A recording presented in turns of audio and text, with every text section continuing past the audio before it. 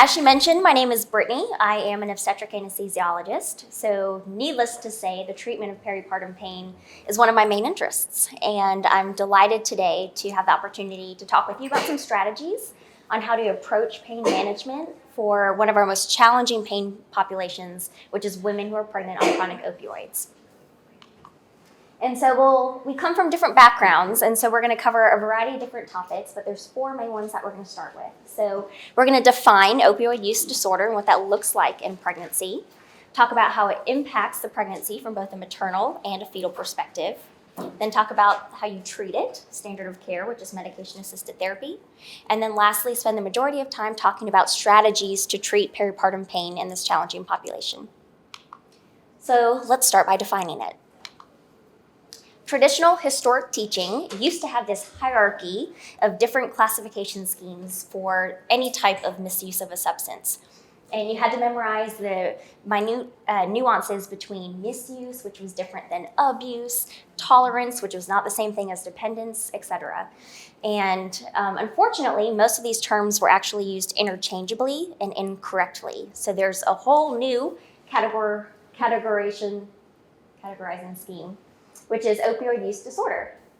And so it's a spectrum of 1 to 11 characteristics that a patient may exhibit, and your patient will be classified as either mild, moderate, or severe based upon the number of the 11 symptoms that they carry. So this is much simpler. And as we all know, the opioid use disorder has reached epidemic proportions in the general population, and that's spilling over to our pregnant population as well. So opioid use disorder has increased 400% in the last 15 years. Neonatal abstinence syndrome is up 300% in that same time period. And you may be surprised to find that 1 out of every 5 pregnant women is going to fill an opioid prescription while she's pregnant.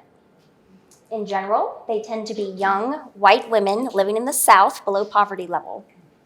They're also taking these opioids mostly for legitimate pain diagnoses. ACOG is very clear that pregnancy is not an indication to withhold treatment for pain. So let's say a woman is on Percocet for back pain and she becomes pregnant. The majority of these types of women are going to elect to continue opioid therapy while they're pregnant without any attempt at wanting to decrease their dose. Now, there is a small minority who do use opioids for recreational purposes while they are pregnant.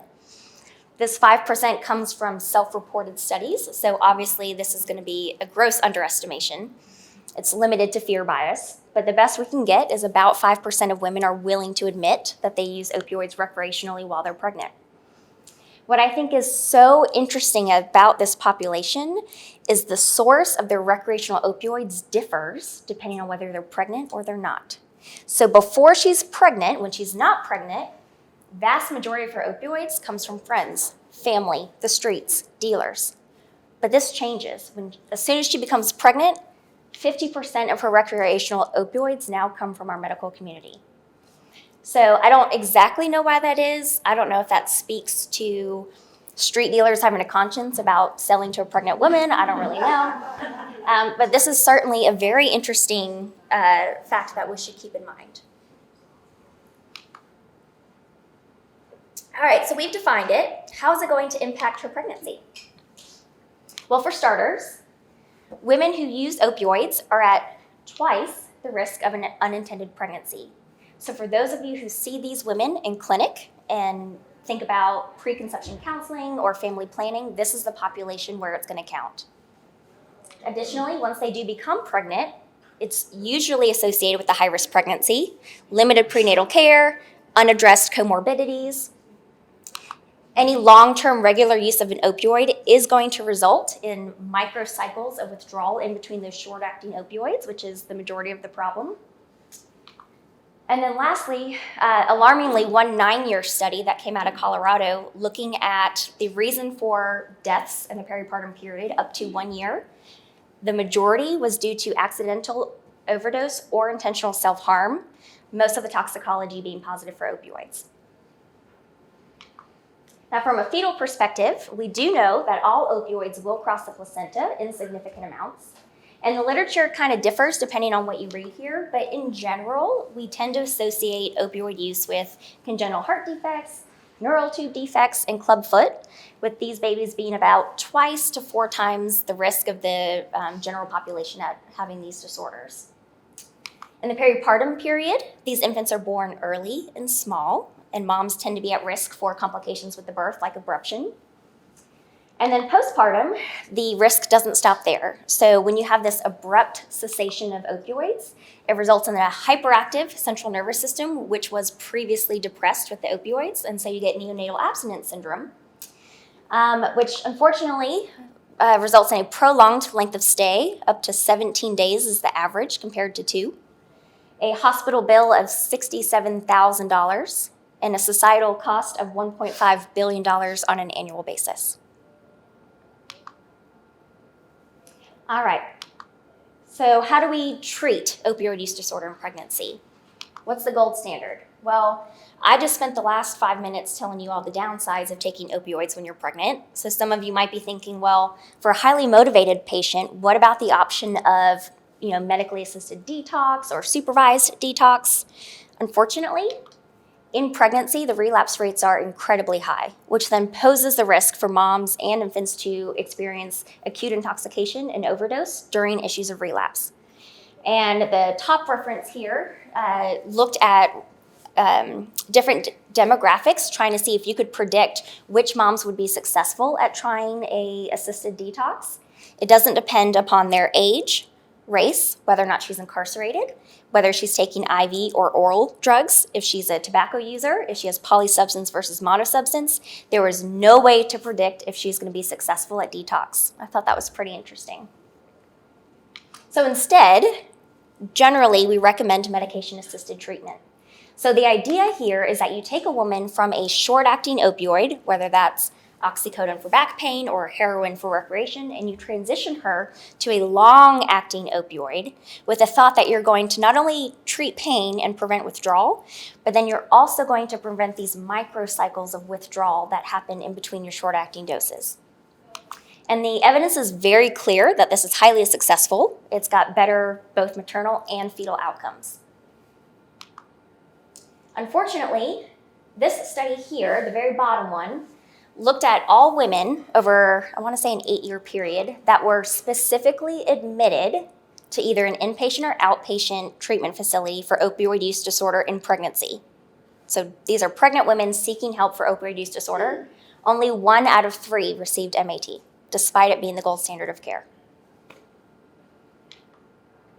So if you had your druthers, would you rather be placed on methadone, or would you rather be placed on buprenorphine, and why? Well, methadone has been around the longest. It's a full mu agonist. That's the mu opioid receptor where all the opioids act. But it also has this unique activity at the NMDA receptor. It's a different type of receptor that's involved in the modulation of pain, additionally chronic pain. The NMDA is the site of medications like nitrous oxide. You may have heard of ketamine, cough syrups that can be abused. That's where NMDA comes into play. It's been around forever. It was invented by Nazi scientists in World War II and then gained popularity in the US after the war as an over-the-counter analgesic, which then led to it being highly misused. Unfortunately, it's got variable pharmacokinetics. You cannot predict from one person to the other what the half-life is going to be, what the dose should be, and perhaps one of our MFMs or Dr. Young can talk about this a little bit more in detail, but women who are pregnant and are prescribed methadone, which is not in Tennessee, the physicians are finding that they have to adjust the dose like every trimester because of the pharmacokinetics of pregnancy. And like I said, because it was over the counter in 1970s, Nixon's war on drugs did make it illegal for physicians to prescribe methadone without a special license. So there is that stigma with it, and maybe Dr. Young can talk about the treatment options for it. I believe it's much easier when they're pregnant than when they're not to receive it.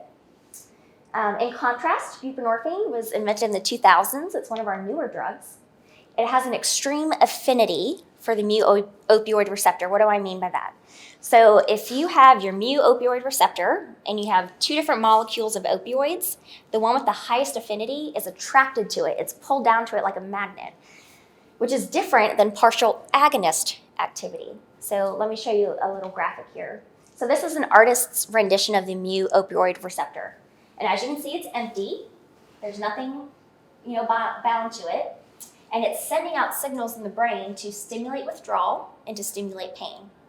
Now there's two options up at the top. You can either bind with buprenorphine or bind with a full agonist. You can pick your poison here, Dilaudid, oxycodone, heroin, whatever you want to pick. So of the two, I just said that buprenorphine has the highest affinity. That one's going to bind first, okay? Now in terms of the agonist activity, a full mu agonist fits perfectly in that receptor. It's like a lock and key mechanism. So because it fits so perfectly, it's going to treat withdrawal, it's going to treat pain, but then it also results in this euphoric high feeling that people can describe when they're on opioids. When in contrast, buprenorphine, it will fit in that receptor, but it's not as perfect of a fit. And so because of that, you get more of a limited opioid effect. It will prevent withdrawal, it will treat pain, but it's usually not associated with that high feeling that people can describe. The other great thing about it is because it's got the long half-life and it has such an affinity for that receptor, it tends to sit in that receptor as she metabolizes it, and therefore it prevents other opioids from binding and acting at that receptor site, which is pretty neat. Compared to methadone, it's got a safety profile. You may have heard the term ceiling effect for respiratory depression, sedation, euphoria. So you can give a woman buprenorphine and increase the dose, and increase the dose, and increase the dose. And theoretically, we should not see respiratory depression or euphoria. However, I do want to point out that there is not a ceiling effect for pain. This is, originally, it was thought that there was this ceiling effect for pain that came out with rat models initially. This has not been proven in the human population. This resource here was a meta-analysis of 24 randomized controlled trials where authors compared a full agonist, whether it was a Dilaudid PCA, a fentanyl PCA, oxycodone, etc., and compared that to buprenorphine, and it just increased the dose of buprenorphine. And in 23 out of 24 of those randomized controlled trials, they achieved either equivalent or superior analgesia. So you can use buprenorphine to treat pain at the correct doses. And most women find it a little bit more convenient to take than methadone. And we'll talk about the fact that women tend to adhere to their MAT a little bit better than if they're on methadone. And I have to mention some of the Tennessee laws here. So one of the reasons why you may not see a woman on methadone here in Tennessee is because it's not covered by Tennessee Medicaid. Buprenorphine is, but there is the limitation that the max is 16 milligrams a day. So if this woman has chronic back pain or IBS and she's on opioids for that, and 16 milligrams isn't enough to cut it, tough luck, that's what's covered. Also, there's some ethical considerations here where there are certain counties where a woman cannot continue her MAT once she becomes incarcerated. All right, so looking at either one, there was a meta-analysis back in 2016 that compared buprenorphine to methadone to see which one is the best one to take. And buprenorphine was found to be superior, modestly, for decreased neonatal abstinence syndrome and preterm birth. Bigger babies and moms adhered to the MAT regimen a little bit better on buprenorphine. All right, so we've defined opioid use, what to expect in terms of her pregnancy, how to treat it with MAT, and now we're going to talk about how to approach it in the peripartum pain period. So I just told you that buprenorphine is going to bind to these receptors and it's never going to let go. How are you supposed to treat acute pain? What if she has a C-section? What are you supposed to do? So we're going to talk about some strategies on how to approach these women. So in general, I like to approach it from a 3-part strategy. So number 1, be strategic about your opioids. If you know the pharmacokinetics and you know how buprenorphine works, you can be strategic about what opioids you select in the peripartum period. Next, you have to maximize your multimodals. So these are non-opioid analgesics that are within a clock because they should be scheduled, and we'll get to that. And then lastly, if the service is available, regional anesthesia can also be an option for them. And so the combination of the three is how I tend to approach these women. So how do you maximize their opioid strategies? Well, for all patients, at a very minimum, ACOG states that they absolutely must continue their dose of methadone or buprenorphine. I can't tell you how many times I go in to do an epidural and she's in extremis and she hasn't received her buprenorphine in like 20 hours. So at a very minimum, she has to maintain her current dose. I just told you that you can use buprenorphine for pain. So if you want to maximize that and if you want to take advantage of it, feel free to increase the dose by 1.5. Somebody asked me, well, could you go up by 2? Maybe, I don't know. I've never done it, and I haven't seen that in the literature, but I think 1.5 is usually the starting dose that people will do. And then one of these studies, it's too small for you all to see, I'm sorry, but it was a pharmacokinetic study of pregnant women on buprenorphine, and they found that if you take the daily dose and you divide it into either 3 times a day or 4 times a day, you can take better advantage of the analgesic efficacy of it. So take whatever she takes a day and then divide that into 3 or 4 doses. Next, please remember that these women are not candidates for mixed agonist-antagonists. So I know, for example, at Vanderbilt, in our epidural orders, Nubane is ordered automatically every time you order an every time you order an epidural bag. But you have to be cognizant and remind your providers to take that order out. Same thing with Stadol. So these women can go into withdrawal if they receive these mixed agonist-antagonists. And despite doing these opioids, you may find that you need some rescue options. So let's say she had a cesarean or a complicated laceration. How should you approach opioids for these women? In general, it's recommended to start at 1.5 times the dose that you normally would. So let's say you're going to start her on a dilaudid PCA at 0.1, start her at 0.15, and you can ramp up from there.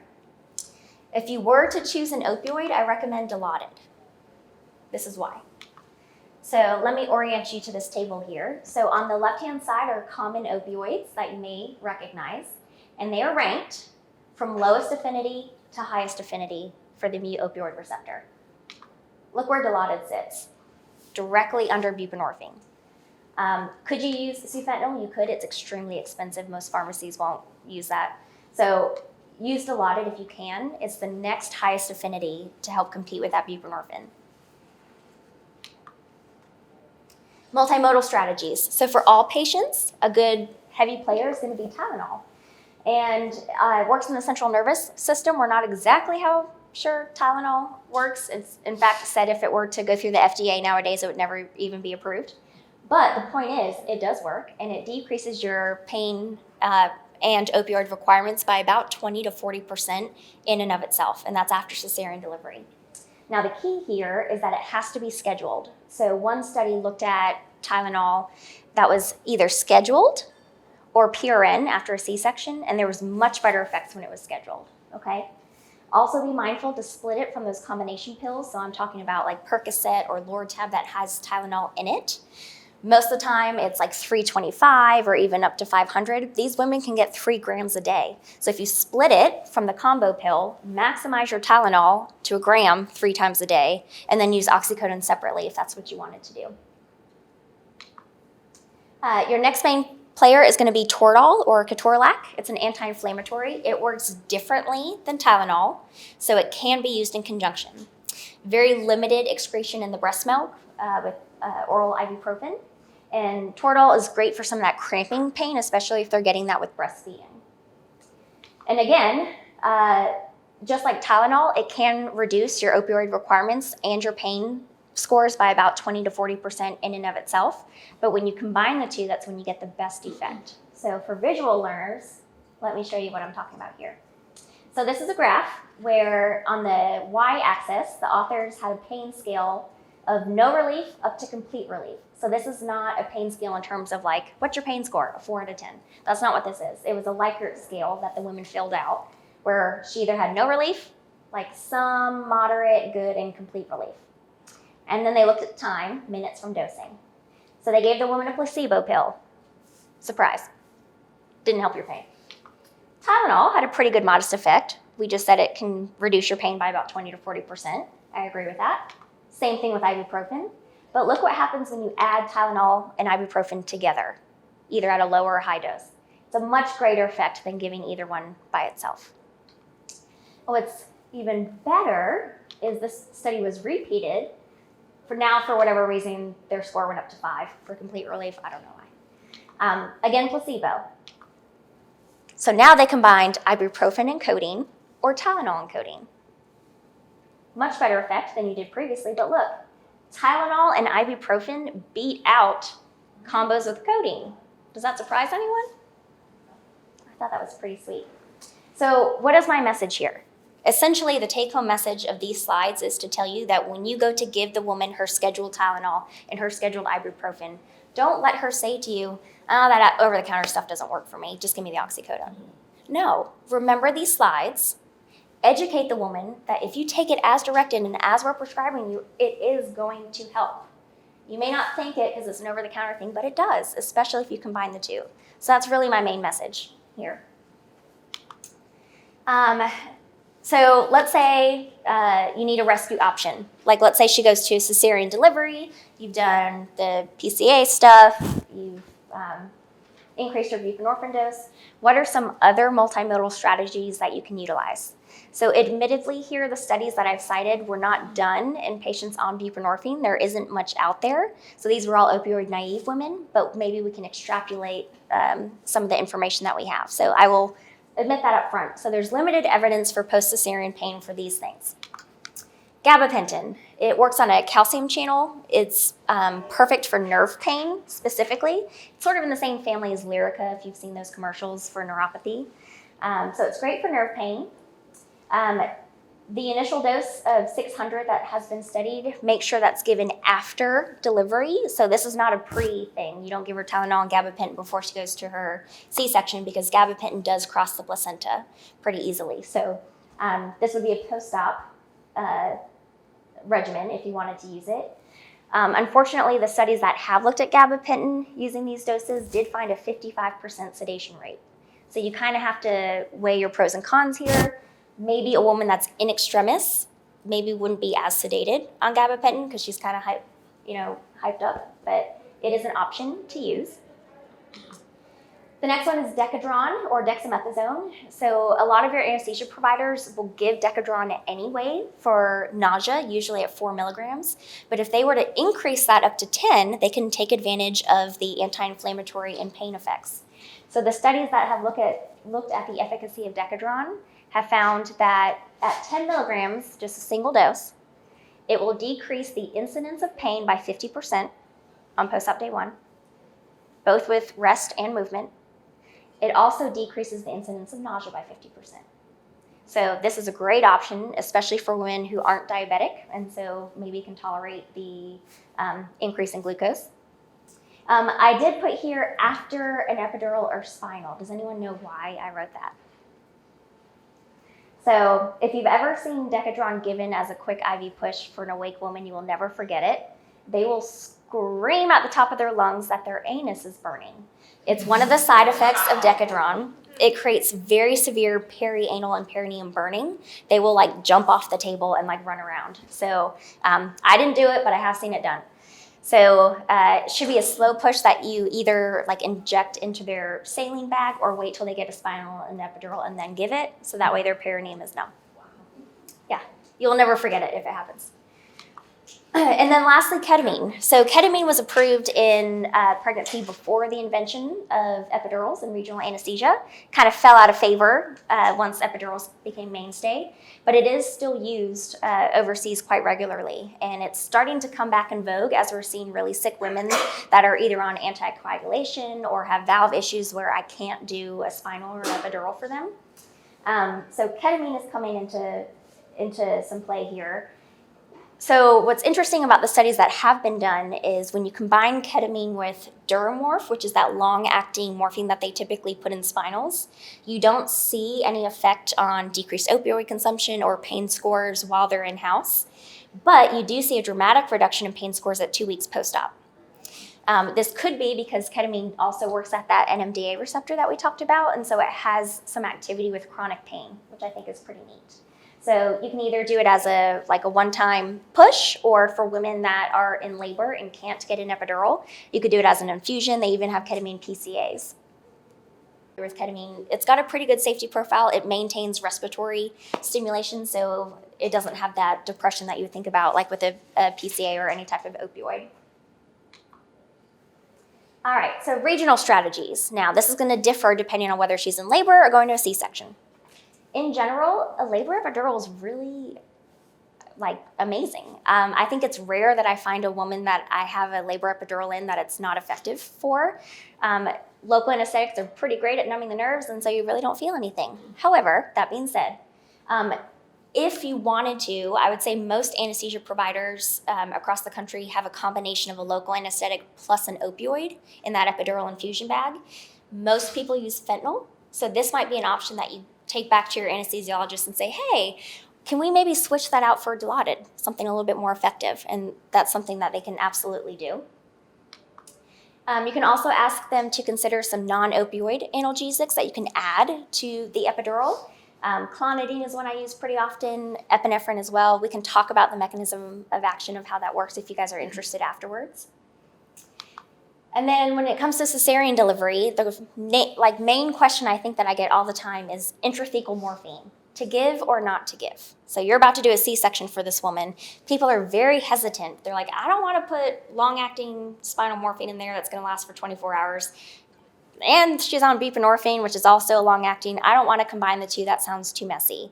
So they typically don't give the spinal morphine. Well, I'm here to tell you that they should. So evidence is out there, and I'm not going to go into each one of these. But essentially, the combination of the intrathecal morphine and the oral buprenorphine is synergistic, and they work together. So again, I'm a visual person, so I want to look at graphs. So y-axis on both of these is looking at the relative pain control. AUC stands for area under the curve. There's a lot of stats there I don't understand, something called the trapezoid rule, who knows. But percent MPE or percent maximal effect, I can understand that one, but the gist is the y-axis is pain relief, okay? So the first thing I want to draw your attention to is that there is no significant difference in pain relief between intrathecal morphine or oral buprenorphine. So there's no star in between these two. There is a star, and it is significant when you combine the two, okay? So please encourage your anesthesia providers that they absolutely should be utilizing both of these, okay? So use your IT morphine. They can also use adjuncts. So I know at Vanderbilt, we typically put fentanyl in our spinals. This might be a population that you would consider doing Dilaudid instead, or using clonidine instead. And then lastly, regional anesthesia. Has anyone heard of a TAP block or has seen it at their hospital? It's kind of coming into vogue. It stands for the transverse abdominus plane block. So essentially, this is actually a picture after cesarean. You can see where her scar is there in the bandage. The anesthesia provider will just take an ultrasound probe, put it in between the iliac crest and the ribs here, and look at the abdominal wall. And this is what we'll see. And so in between the internal oblique and the transverse abdominus is this fascial plane, this white thing here. The nerves that innervate the skin of your abdomen below the belly button run in that fascial plane. So if you take your needle and you inject local anesthetic here, you can even place a catheter. I've done that once. It numbs up the skin and will provide coverage for her skin incision. It will not cover any internal pain. It will only do the skin incision, but sometimes it's better than nothing. It does appear from what we have with the literature that TAP blocks are not effective in the setting of intrathecal morphine. So the thought there being your local anesthetic only lasts maybe at most 14 to 18 hours, whereas your intrathecal morphine lasts up to 24. So usually by the time your intrathecal morphine has gotten out of the system, the TAP block is no longer effective. But these studies have not been done on women on buprenorphine. So maybe there could be a benefit there that just hasn't been explored yet. What about for institutions that don't have an anesthesiologist that could do this type of block?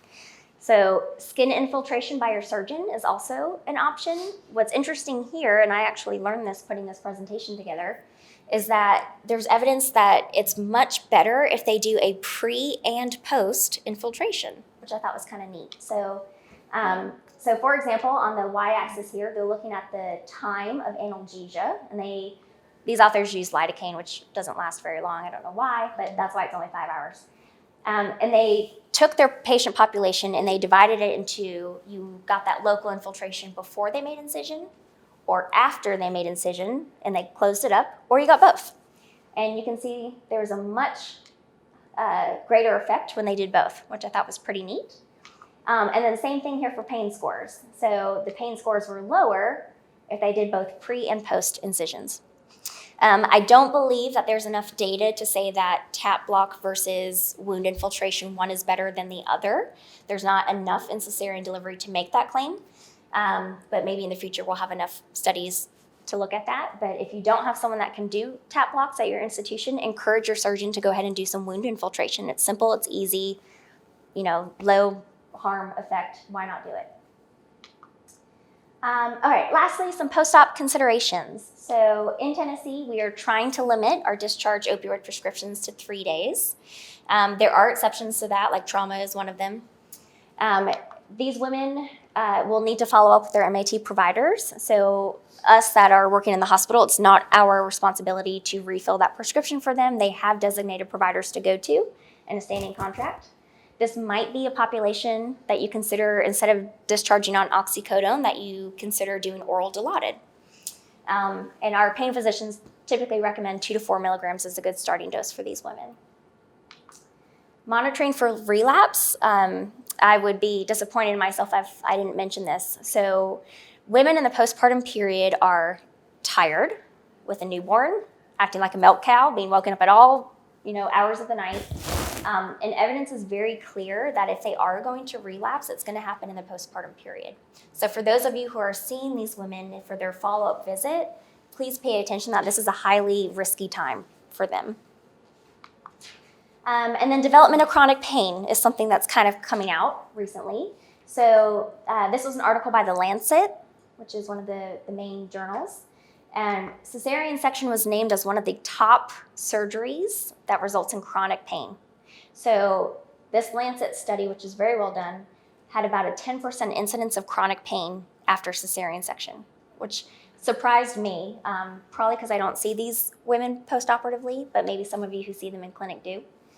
So about a 10% chance of developing chronic pain, 4% at really severe debilitating pain. And so this might be where ketamine comes into play. Like I said, ketamine was shown to decrease your pain scores postoperatively up to 2 weeks. And then for certain, in other types of anesthesia and other types of abdominal surgery, ketamine does have an effect on development of chronic pain. There's just not a lot in pregnancy to make that claim yet. So still kind of out there.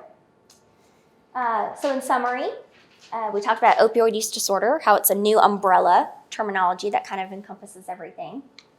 We've talked about what to expect from both the mom and fetus in terms of physiologic effects for pregnancy.